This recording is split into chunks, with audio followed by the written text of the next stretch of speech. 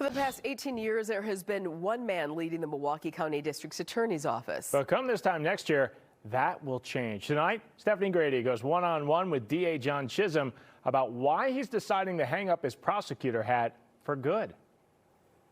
It has been a couple of years since you and I last sat down and talked like this. Things have changed a bit, haven't they? Yeah, they really have. I just feel this is a good opportunity for a new chapter in this office and for me personally. Do you think this came as a surprise to a lot of people? I don't.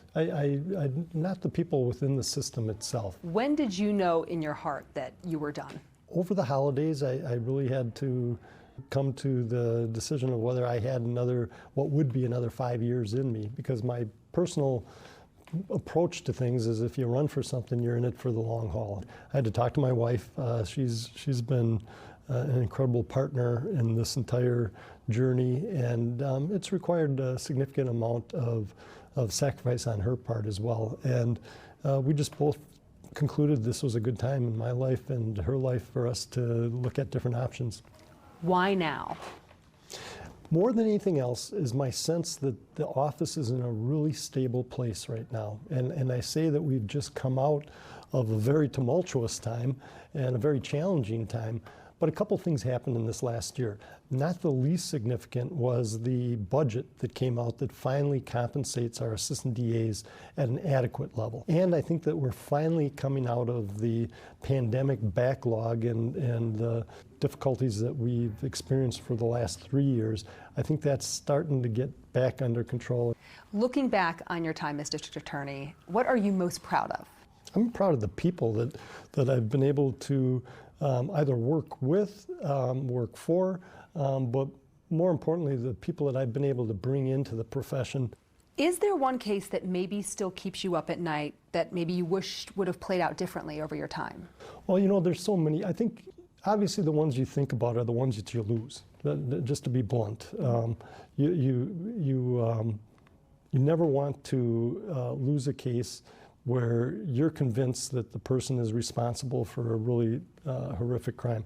There isn't any one in particular, and overwhelmingly, we find accountability for the people that we charge. When articles are written about you, a lot of times they say he's the progressive district attorney. How does that make you feel?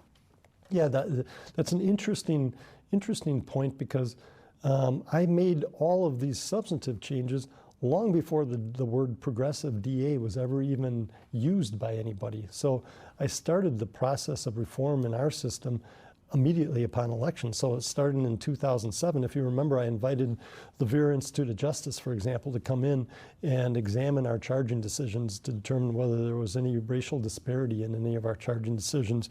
And that was really the start of using sort of a data-informed approach to how we did our work. I didn't call it progressive at the time.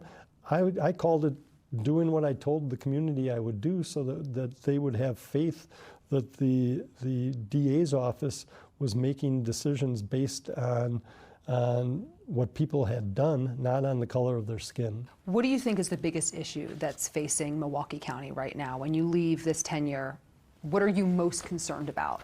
The biggest concern I have is that even prior to the disruptions associated with the pandemic, you have a community that's been dealing with a lot of historical and immediate trauma. In other words, it's the youth of this community. I'm concerned that a lot of them have just been lost to the education system and are just off the radar. They're not getting the kind of guidance and intervention that will keep them off the streets and therefore keep them out of the criminal justice system.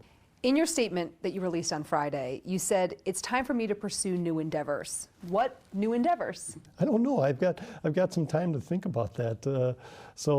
Obviously, I've got academic interest. You know, some of the great organizations I've worked with in the nonprofit sector, I've found fascinating. And I'm not even precluding that I would do some kind of government-related work as well. It just wouldn't be as a prosecutor. So you're not riding off into the sunset, into retirement, and playing golf for the rest of your days? No. I feel like I've got a lot of energy and a lot to offer still. But what that's going to be, I don't know yet. Is your wife happy? I think she will be. We shall see, right? Only time will tell.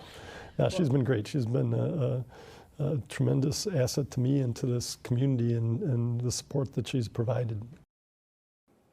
Happy wife, happy life. Chisholm confirmed to Stephanie that his top deputy, Kent Lovern, will be running to replace him. He says he has given Lovern his full support. Chisholm's last day will be January 5th of next year when his term officially runs out.